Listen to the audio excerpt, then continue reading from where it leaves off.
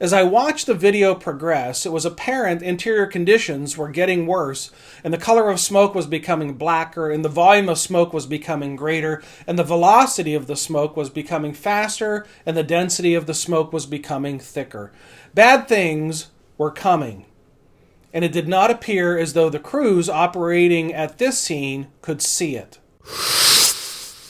Stay tuned. Coming up, I discuss 7 situational awareness thieves. But first, let's hear from our amazing sponsor, Midwest Fire. At Midwest Fire, they know better efficiency results in less waste, and it adds value to every truck they deliver. That's why they have worked hard to implement lean manufacturing processes throughout their factory. Lean manufacturing means a lower cost to build, with the savings passed on to you. To learn more, visit MidwestFire.com.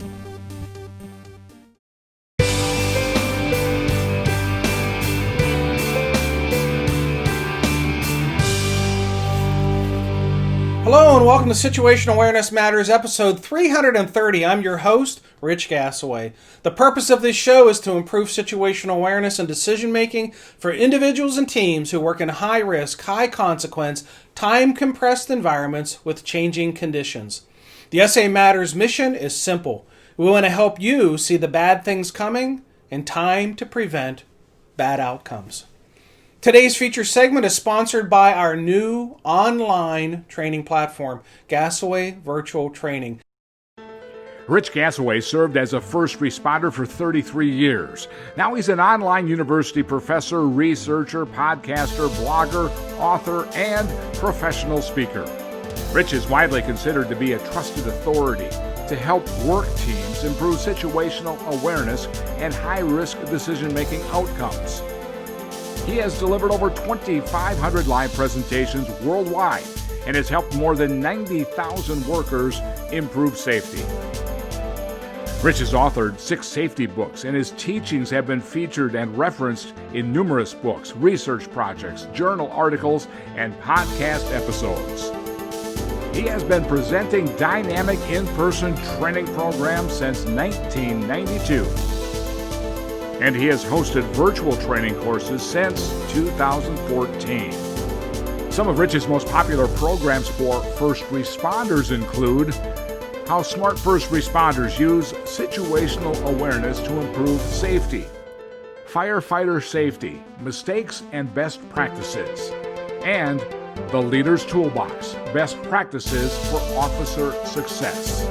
His virtual learning platform makes it convenient to train your entire team at work, at home, or wherever they may be.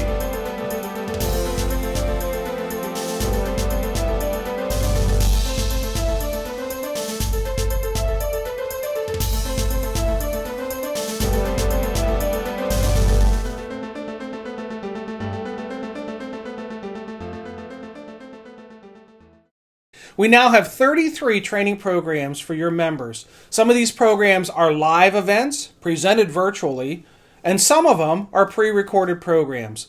To learn more, visit samatters.com website and click on the Virtual Training tab. Okay, let's jump into today's feature segment where I discuss 7 situational awareness thieves.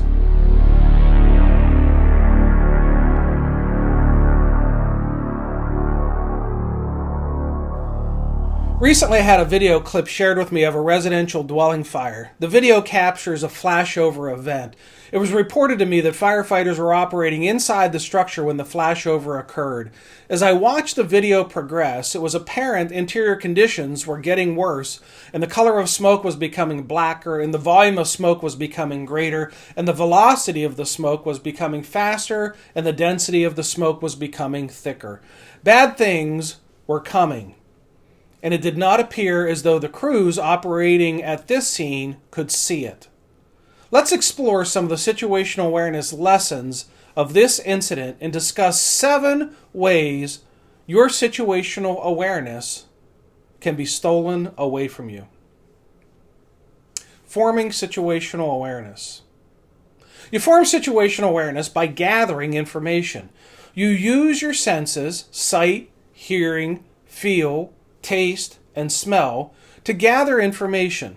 These inputs are then sent into the brain via electronic impulses. The electrical signals are interpreted by the brain, and this results in your perception of your environment. Then your brain takes the inputs from the various senses, consolidates the messages, and attempts to form a singular, coherent understanding of what is happening. When this happens, it is said that you comprehend what is happening in the environment around you. Finally, your brain takes what you understand or comprehend and that is happening in the environment around you, and it tries to make predictions or projections about future events to allow you to be able to anticipate what's going to happen next. It seems obvious, but still needs to be stated. In order to have situational awareness, one needs to be paying attention to what is happening in the environment around them. Vigilance is the term I use often to describe the heightened state of alertness necessary to gather the information that forms the foundation of situational awareness. By paying attention in a stimulus-rich environment under stress, that can be difficult. This is a point that I stress extensively in my situational awareness classes, and I use multiple exercises to demonstrate our vulnerability when it comes to situational awareness. As you spend time evaluating line of duty death reports and near miss reports, you may notice how often issues of situational awareness are implicated as a contributing factor to the casualty. If you've not read many of the reports, I will simply say that flawed situational awareness or the barriers that flaw awareness are cited in many, many reports. Also, there are many case studies, near-miss reports, and line-of-duty death reports resulting from flashovers, which was the video that was sent to me. In fact, I've interviewed at least a dozen firefighters who've been caught in flashover conditions right here on this very show. If you're interested in hearing some of those, just scroll through the list of episodes on the SAMatters.com website.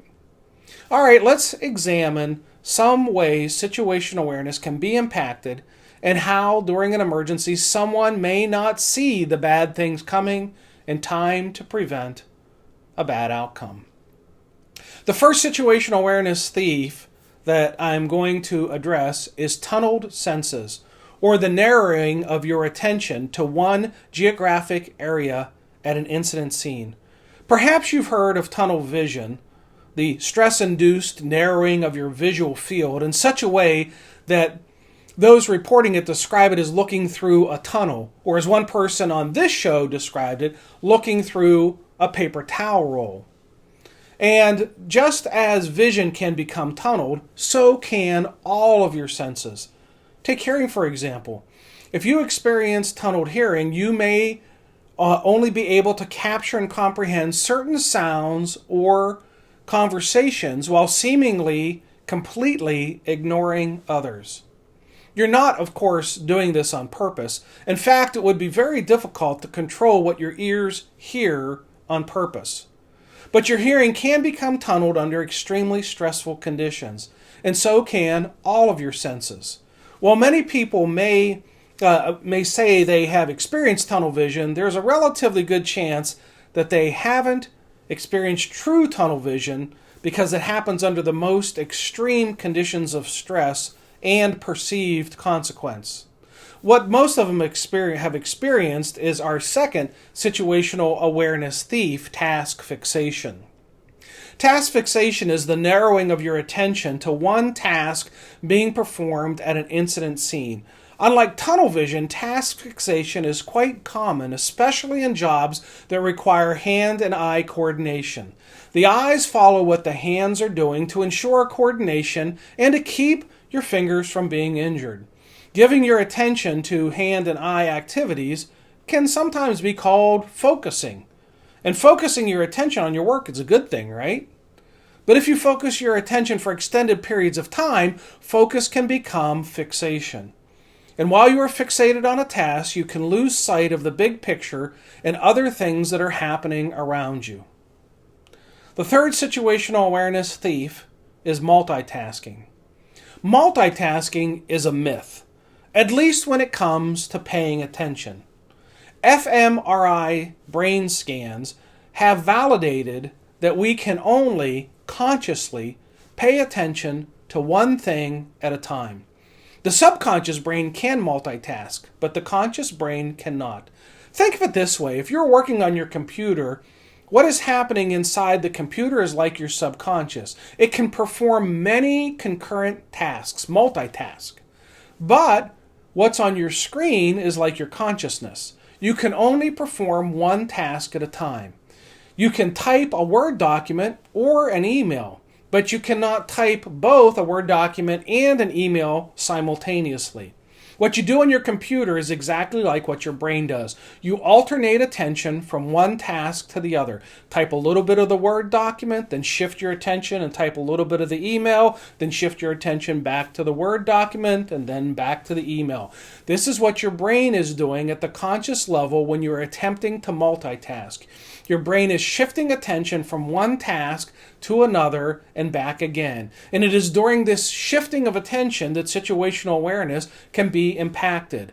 During the shift, information can be lost or forgotten, or information can be morphed or changed. A multitasking challenge is created if a person in charge gets too close to the action. That may cause a commander to go hands-on and perform physical activities. When this happens, the commander may erroneously believe they can multitask the physical activity while also simultaneously paying attention to the big picture. While psychologically this might be thought to be possible, biologically it is impossible. The fourth situational awareness thief is inexperience. Inexperience unto itself can be a situational awareness thief because new members don't know what they don't know. They can be blissfully ignorant and unaware of how dangerous the environment is that they're working in. When an inexperienced person lets their ego or bravado overpower them, they may act like they know more than what they do. And then the problem is compounded. This brings us to the fifth situational awareness thief, bravado. Responders gripped by bravado will blatantly ignore the signs of danger and commence with performing high-risk activities in spite of the presence of information indicating that the situation is not safe and has escalated beyond what the responder can control. Unfortunately, some responders think they're bulletproof and they're too smart to get hurt. Bravado coupled with ego can be a dangerous combination. Couple this with inexperience, and it can be really dangerous. Responders, by their very nature, are courageous. But there's a line between courage and crazy. You may gamble and win. In fact, you may gamble and win often. But every gambler suffers losses. And the losses in our business can be deadly. Be aggressive when it makes sense. Develop strong situational awareness that'll help you to know when it makes sense to be aggressive and when it makes sense to be conservative. When a responder takes excessive risks and gets away with it enough times, they can become complacent. And complacency is our sixth situational awareness thief. Complacency causes a responder to lower their vigilance on the assumption that the situation is routine and predictable. The more successes or wins a responder experiences, the more they are susceptible to treating an incident as routine. This can cause a responder to let their guard down and lose sight of the fact that every call is an original and unique incident. No two emergencies are exactly alike. However, there are many that present similar circumstances, and this can cause a responder to let their guard down and think this call is just like the previous ones. This may cause a responder to shortcut, if not completely skip, conducting a complete size-up, which in turn flaws situational awareness. The seventh and final situational awareness thief in this show is setting unrealistic expectations. One of the components of situational awareness is being able to predict future events. To do so, a responder envisions the future outcomes of actions. From the perspective of the commander, the responders working at the scene are the proverbial actors in the movie that's playing in the commander's mind. The movie is the anticipated progress of the event. As the commander envisions the successful outcomes of assignments, that sets expectations.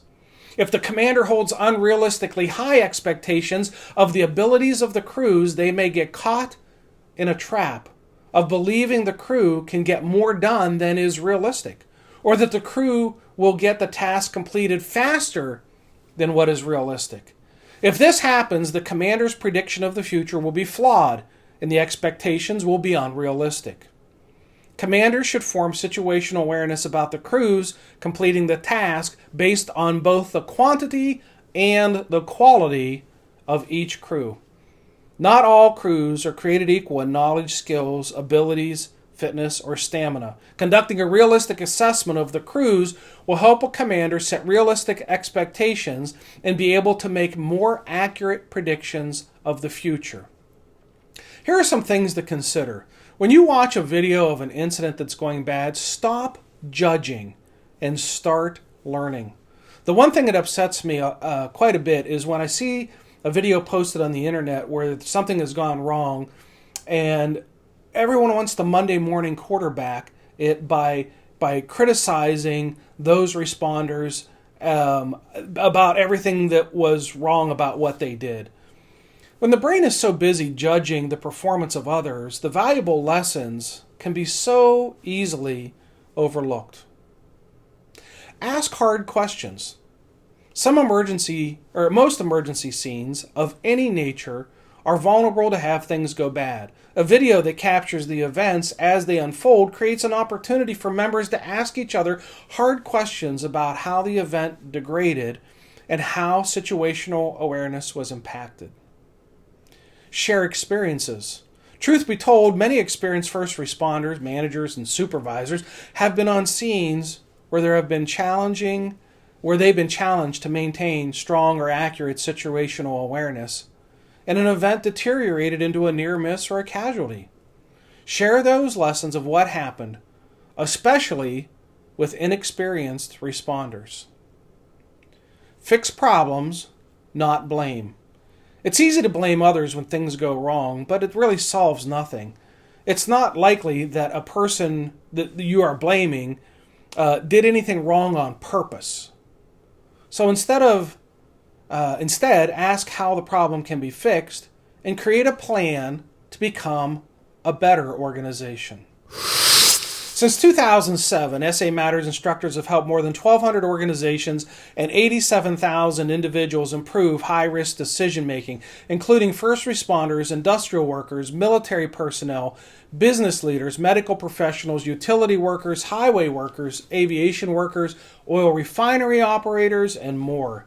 If you or someone you care about works in a high-risk, high-consequence, decision-making environment, then we are here to help to improve their safety and survival and to help them accomplish the most important mission of all, and that is to go home to the ones who love them.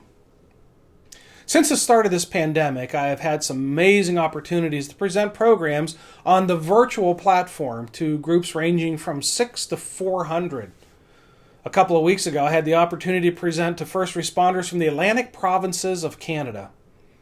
For those who may not be familiar with the region, that's New Brunswick, Nova Scotia, Prince Edward Island, Newfoundland, and Labrador. Over 1,200 firefighters serve the Atlantic provinces. Roughly 300 of them attended the program live, and the playback link will be shared with all 12,000. That's quite a value for the investment. Thank you, Vince McKenzie and Shannon Murray, for helping to coordinate that. If you're interested in seeing all of our events, past, virtual, postponed, future, they're all listed on the SA Matters website. If you're interested in seeing where we've been or where we're going, just head over to our website, click on the program dates under the live training tab at the top of the homepage. If you're interested in hosting a virtual program or a live program when the pandemic is over, just click on the Contact Us tab at the top of the SA Matters homepage, and I'll give you a call. It's really easy. Remember to check our show notes for how to subscribe to our newsletter, how to follow us on social media. There we share ideas about how to improve situational awareness, how to make better decisions under stress, and how to improve the skills of critical thinking and resilient problem solving. Well, that's it. Episode 330 of the Situational Awareness Matters show is complete. Thank you to our amazing sponsor, platinum sponsor for 6 years now, Midwest Fire. Thank you to our feature segment sponsor, Gasaway Virtual Training. Thank you to our associate sponsor, Chief Miller. And most importantly, thank you, listeners and viewers of this show, for sharing some of your valuable time with me today. I really appreciate your support of the SA Matters mission. Be safe out there, and may the peace of the Lord and strong situational awareness be with you always. You've been listening to the Situational Awareness Matters show with Dr. Richard Gasaway. If you're interested in learning more about situational awareness, human factors, and decision-making under stress, visit his website, samatters.com. If you're interested in booking Dr. Gasaway for a program, or if you would like to be a guest on his show, click the Contact Us tab at the top of the homepage.